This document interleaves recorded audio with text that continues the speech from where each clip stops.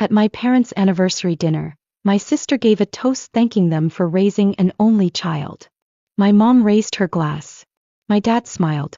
So I stood up and made an announcement that left everyone speechless. I didn't go there planning to cause a scene. If anything, I went there to finally make peace. To prove once and for all that I could be the bigger person. The venue was exactly what you'd expect from a couple that once argued about whether their dog should have a middle name. Elegant. Polished. A bit too beige. The type of restaurant where the waiters all speak in hushed tones and you don't so much eat the food as admire it from a respectful distance. I arrived 3 minutes early and still felt late. My sister was already there, of course. Hair perfect, makeup flawless, commanding the room with the kind of grace usually reserved for political candidates or cult leaders. She greeted me with an air kiss and that breathy, condescending tone she saves for holidays and public events. "You made it," she said, like she'd just spotted an old coworker at a bus stop. I smiled back with all the warmth of a paper cut. My mother offered a polite hug.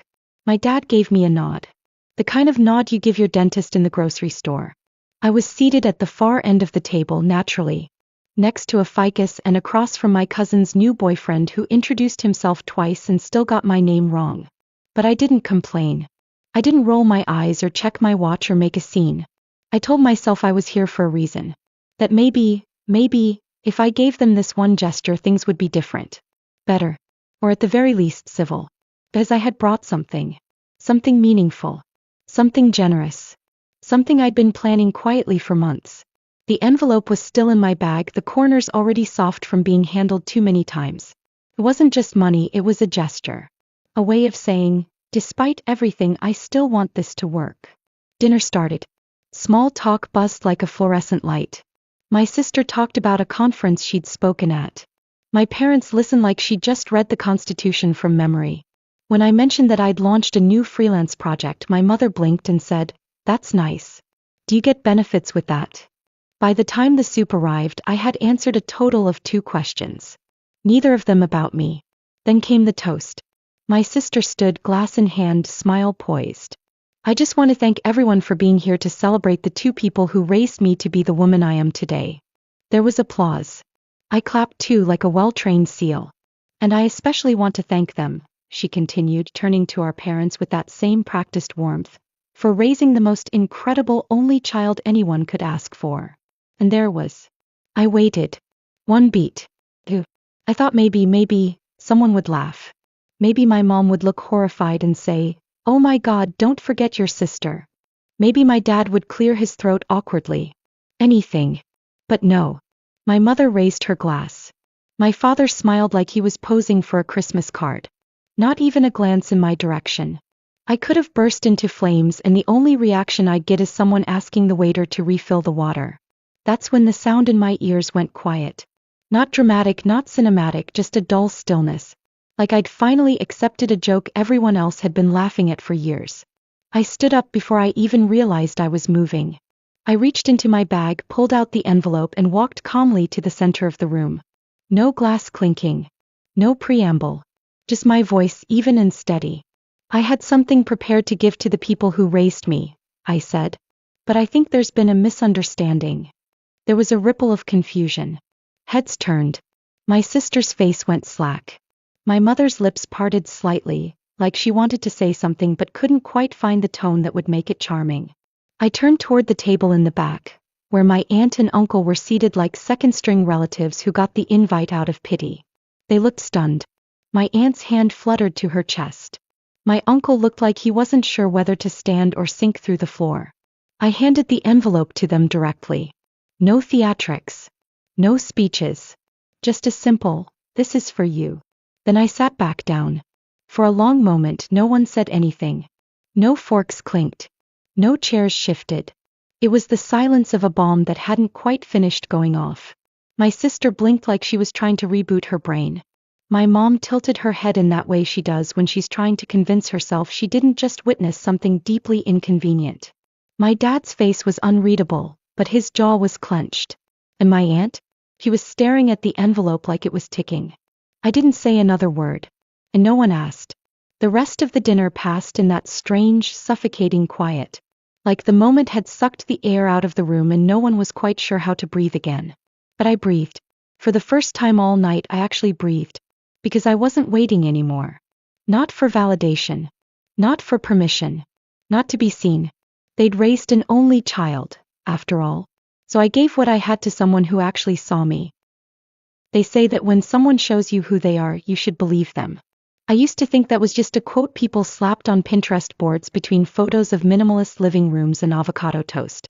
But maybe Maya Angelou knew something I didn't. Because my parents. They've been showing me who they are since I was old enough to understand what a golden child was. And more importantly, that I wasn't it. The signs were always there. Subtle at first. Like the way my sister's macaroni art made it to the fridge while mine was quietly repurposed as a grocery list. Or the way my parents clapped when she sang off-key in a school play, but said nothing when I won a regional writing competition. I brought home a little trophy once. I still remember the way my dad glanced at it, then said, "You know, spelling bees don't count as sports." When I turned 8 I asked for a bike. My sister got a pink one with streamers, a matching helmet and training wheels, just in case. I got a long lecture about how I should be happy with hand-me-downs. The hand-me-down was from a neighbor's kid. It still had mud on it. And yet I kept trying. I thought maybe if I was quieter, easier, more helpful, maybe that would earn me a little space. So I babysat, cleaned the kitchen without being asked, and brought home good grades. Straight A's mostly. My mom called them bare minimums. When my sister got a B+ in history, there was cake. When I graduated high school, my parents forgot to book the restaurant they promised. We ended up eating at a fast food place because, as my dad put it, the fries are better anyway. My sister's graduation? They rented a private hall. There was a slideshow, speeches, even party favors with her name on them. You'd think she was giving a TED talk, not picking up a diploma. But I didn't crack. I told myself I didn't need all that. That I wasn't that kind of person. That I was fine keeping my head down. I didn't realize that what I was actually doing was shrinking. Silently, daily, and with practice. My aunt and uncle saw it first. They were never loud about it. They didn't swoop in and declare themselves my saviors. But they were there, in all the small, quiet ways that matter. They used to babysit me when my parents wanted a break. I think I was 5 the first time they picked me up. My mom handed me off like I was a Tupperware container she'd grown tired of. "She's picky about food," she said. "And don't let her stay up too late." They didn't treat me like an inconvenience. They made popcorn and let me watch movies I picked. When I got scared during the never-ending story, my aunt held my hand and said, "He's just pretending to be scary, sweetheart." That was the first time anyone explained fear to me in a way that made sense. I spilled orange juice on their white carpet once and burst into tears. I'd been yelled at for less at home. But my aunt just brought me a towel and said, "It's just a carpet. You're worth more than that." When I was sick in college and couldn't afford cold medicine, my uncle drove 2 hours with soup and cough drops. My dad sent a thumbs-up emoji. No words. Just the emoji. My mom suggested I try herbal tea. When I got my first job and was scared I wouldn't make it, my aunt emailed me every day for a week. Just little things. "You've got this. They're lucky to have you.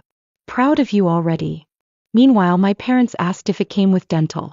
They showed up. For birthdays, for emergencies, for everything in between. When I got out of a toxic relationship and had nowhere to go, they cleared the guest room without hesitation. My mom said I should have tried harder to make it work. When I landed my dream freelance client, I told them first. Not because I didn't want to tell my parents, but because by then I knew how the conversation would go. And I was tired of shrinking. I tried once, just once, to explain all of this to my mom. I told her how much it had hurt, growing up in the shadow of someone who never seemed to have to try. She laughed and said, "You've always been so sensitive. That's your problem." Then she added, "At least we didn't spoil you." And she was right. They didn't.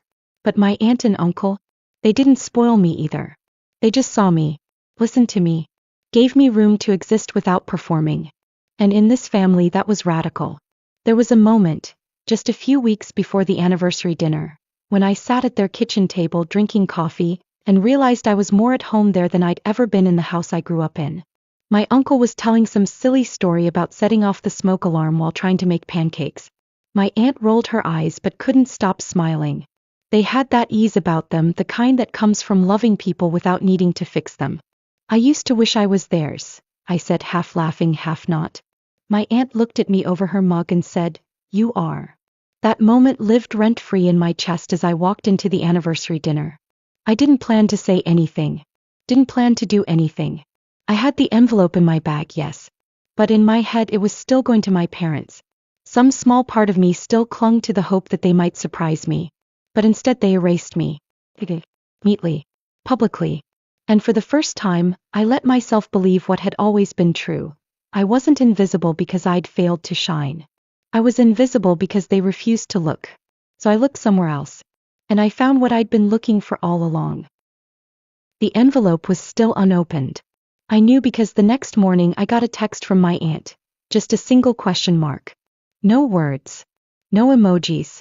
Just that small curl of confusion that somehow said everything. I waited an hour before I called. They picked up on speaker. I could hear my aunt breathing before she spoke. "We haven't opened it." I smiled even though no one could see me. "You can." My uncle cleared his throat. "Are you sure? We don't want to overstep."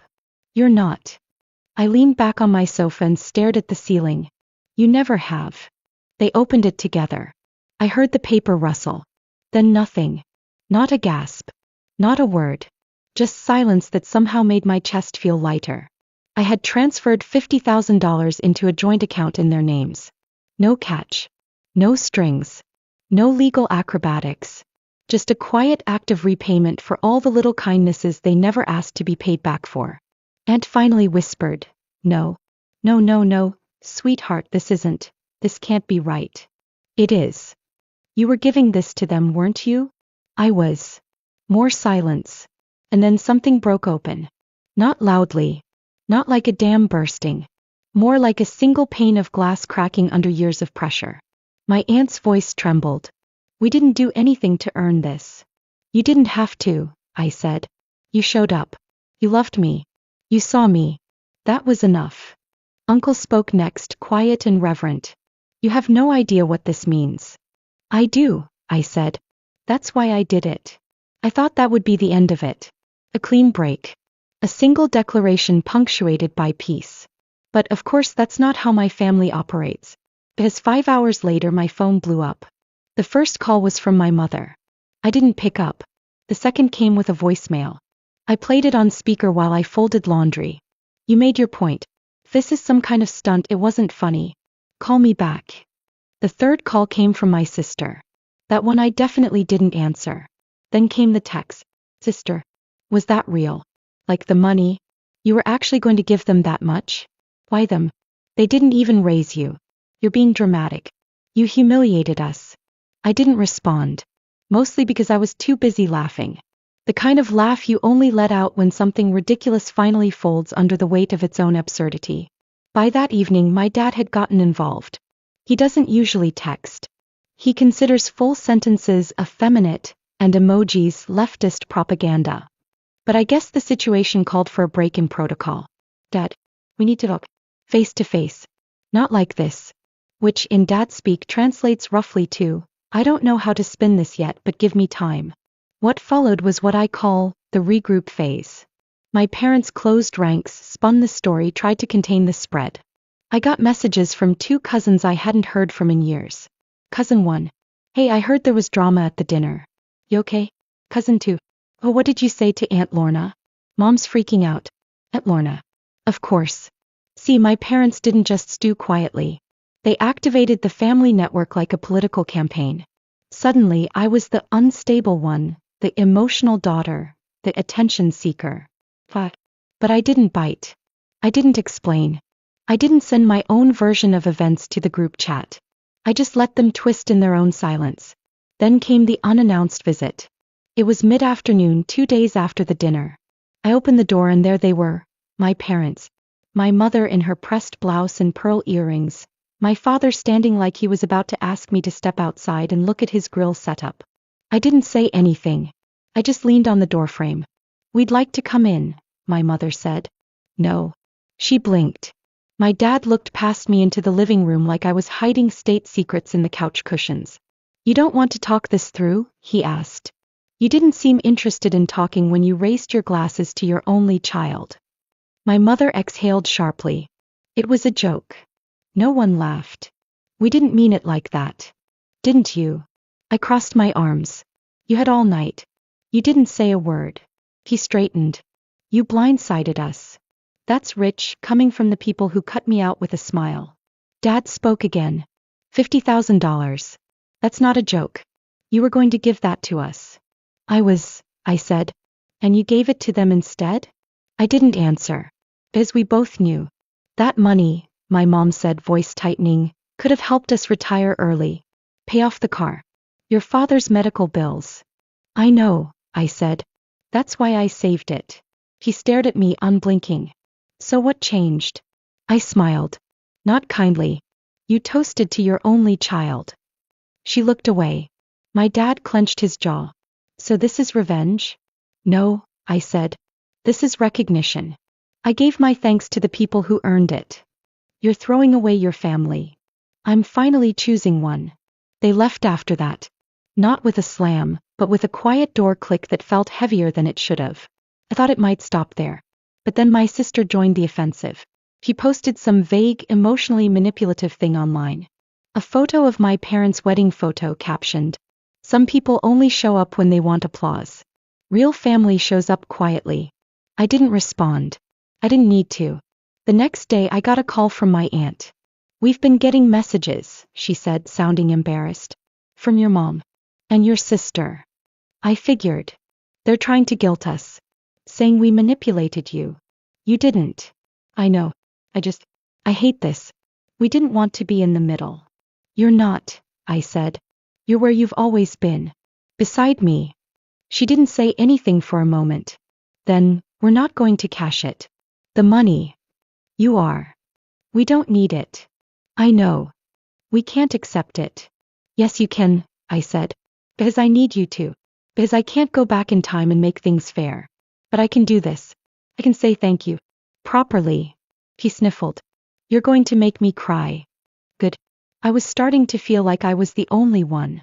That night I sat on my porch with a glass of wine and looked at the stars. I didn't feel triumphant. I didn't feel smug. It felt like something in me had been put back into place. The fallout wasn't over. But I wasn't afraid of it. Because when the dust settled, they'd still be there. My aunt and uncle. The people who never asked for proof. Who never needed a performance. Who knew who I was even when I was still trying to figure it out. And now they knew what they meant to me. Finally.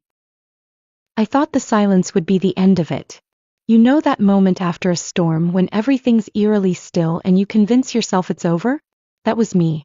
Sitting in the quiet thinking maybe, just maybe, they'd let it go. That maybe my parents would take the loss and retreat into their own cold little bubble. But that's not how people like them operate. The quiet was never peace. It was a setup. It started with a phone call from my cousin Theo, of all people.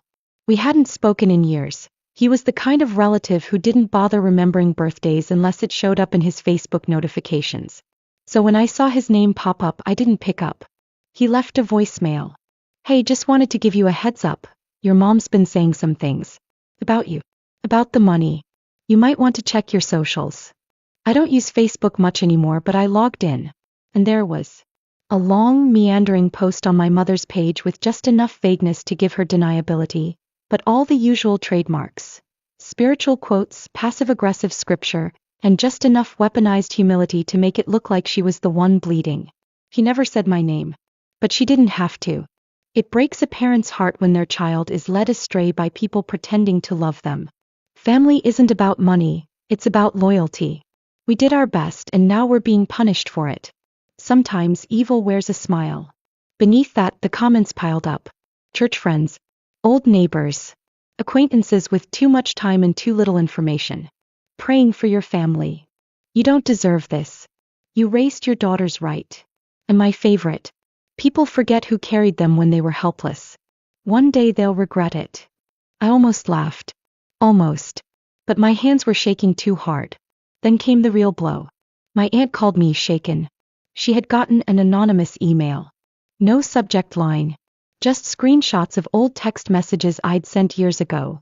Ones I'd sent in moments of frustration. Complaining about them. Venting. Being messy. Saying things like, I wish they'd stop hovering, and sometimes I just want space. Things I never meant as betrayal. Just as noise. The kind you let out when you're human and tired and raw. The sender? My sister. She didn't sign it, of course. But she left enough breadcrumbs that it wasn't hard to figure out. I know you didn't mean it, my aunt said. But it hurt to see. And I believed her. Not because she was guilt-tripping me, but because she was honest. Because she told the truth even when it was uncomfortable. Unlike the rest of them. So I drove over. I sat at their kitchen table with a box of pastries and a pit in my stomach. I'm sorry, I said. For everything I said. For anything that made you question what you mean to me. My aunt didn't make a speech. She just reached out and held my hand. My uncle poured coffee. No grand gesture. No dramatic hug. Just presence. Just love. The kind that doesn't need defending. That's when I knew. It was time to stop trying to fix what never worked. To stop patching holes in a ship that was never seaworthy. To finally stop calling it family just because we shared blood. So I wrote a letter. Not an angry one. Not a tantrum. Just facts. A list of boundaries. A quiet line in the sand. Please do not contact me again. Do not attempt to communicate through other family members. Do not spin stories and do not expect reconciliation. I wish you peace. But I'm done playing the role you wrote for me. I sent it.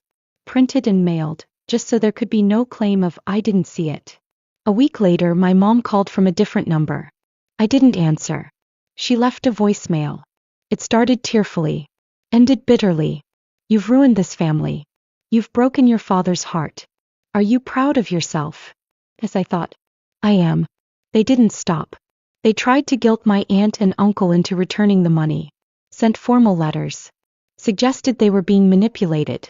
Claimed I was mentally unstable. It got so bad my uncle went to a lawyer just to make sure they were protected. I offered to pay. He refused. We don't take from family, he said. But we'll accept gifts. That winter I spent the holidays with them. Just the three of us. No pressure. No performance. We cooked together. Played cards. Watched old movies in pajamas and laughed about nothing. My aunt gave me a scarf she knitted herself. My uncle made hot chocolate and burned it a little and we drank it anyway. It was the best Christmas I'd ever had. At one point my aunt looked at me and said, "Do you regret it?" I didn't even have to think. No. Because I didn't just walk away from a family. I walked toward one. I stopped waiting to be seen and chose to go where I was already known. The calls stopped eventually. The noise faded. They moved on to new narratives. New people to perform for. I didn't. I stayed here. In this small, quiet life where love is not a transaction and kindness doesn't need to be earned. Sometimes I still think about that dinner. About the look on my sister's face when I handed the envelope to someone else. About my mom's frozen expression. My dad's clenched jaw. It used to haunt me. Well, it reminds me of the night I stopped apologizing for existing. The night I finally said, enough. And meant it. Sometimes I wonder if I did the right thing. Not the part about giving the money to my aunt and uncle. That still feels right in my bones. But the moment itself. The announcement. Making it public. Letting them sit in the silence they created. Part of me still wonders, was that too far? Or maybe not far enough. I didn't do it to humiliate anyone. I did it because I couldn't keep pretending anymore. But I still lie awake some nights asking myself, should I have waited? Handed it over in private? Would that have softened the blow? Or just made it easier for them to rewrite the story? So, what do you think? Did I do the right thing? Was I justified? Or was there a better way to walk away? Let me know in the comments. I'd really love to hear what you'd have done in my shoes. And if you want more true feeling stories like this, about families, choices, and standing your ground, make sure to hit subscribe.